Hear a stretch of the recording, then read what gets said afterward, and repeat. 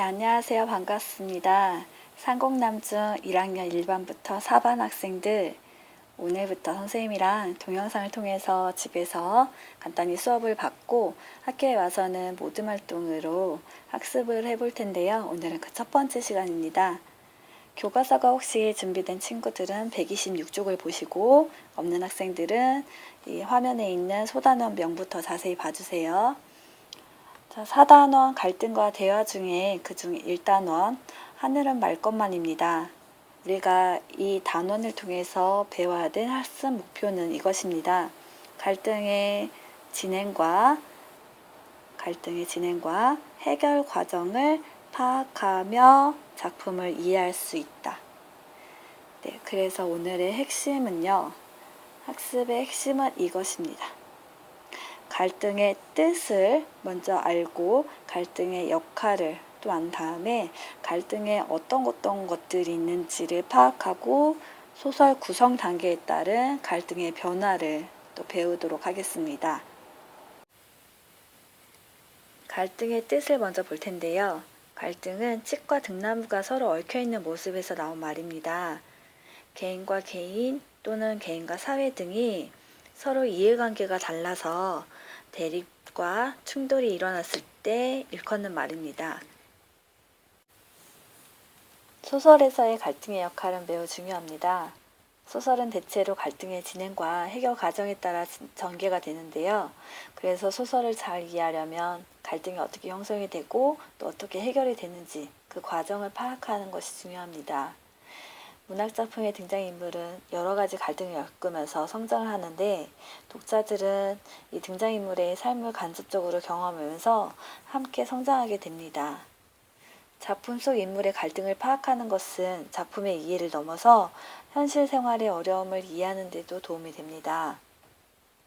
갈등의 역할을 정리를 해보면 첫 번째로 소설의 긴장감을 조성을 하게 되는데요. 소설을 끝까지 손에 땀을 쥐게 하고 뒷장까지 또 읽게 만드는 원동력이 되기도 하지요. 두 번째로는 그 갈등을 겪으면서 등장인물 간의 대화나 행동을 통해서 인물의 성격을 드러내게 됩니다. 세 번째로는 이 작가가 작품을 통해서 우리에게 전달하고자 하는 중심 생각인 주제를 효과적으로 드러내게 되고요. 네 번째로는 소설의 내용을 전개하는 역할이 되게 됩니다. 네, 갈등의 유형으로는 크게 두 가지가 있습니다. 내적 갈등과 외적 갈등 이렇게 두 가지로 나눌 수 있는데요. 이 갈등을 나눌 때 이렇게 한 사람을 기준으로 이 한 인물의 마음속에서 일어나는 심리적 갈등, 이 사람 내부에서 두 가지 이상의 욕구가 충돌이 되면서 일어나는 갈등을 내적 갈등이라고 하고요. 이 내부가 아닌 외부에서 다른 사람이나 아니면 사회나 아니면 자연 등과 갈등을 일으키는 것을 외적 갈등이라고 합니다.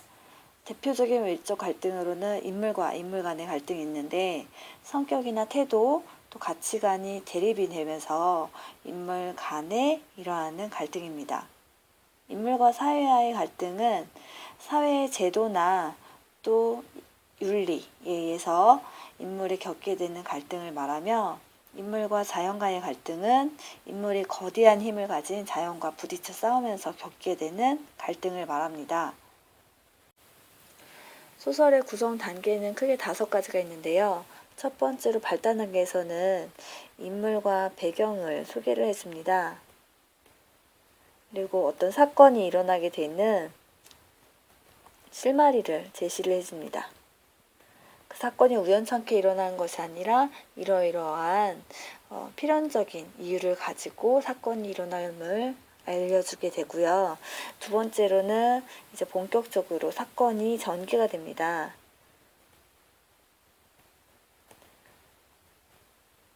그리고 갈등이 시작이 됩니다. 갈등의 시작. 위기 단계에서는 이 갈등이 점점점 깊어가면서 갈등이 심화를 보이고요. 위기감도 조성이 되게 됩니다.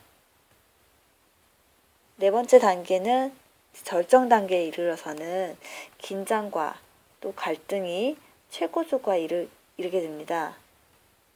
최고조에 이르게 되고 그것이 해결이 되면서 결말 부분에 이르러서는 사건이 마무리가 되고 갈등이 해소가 됩니다.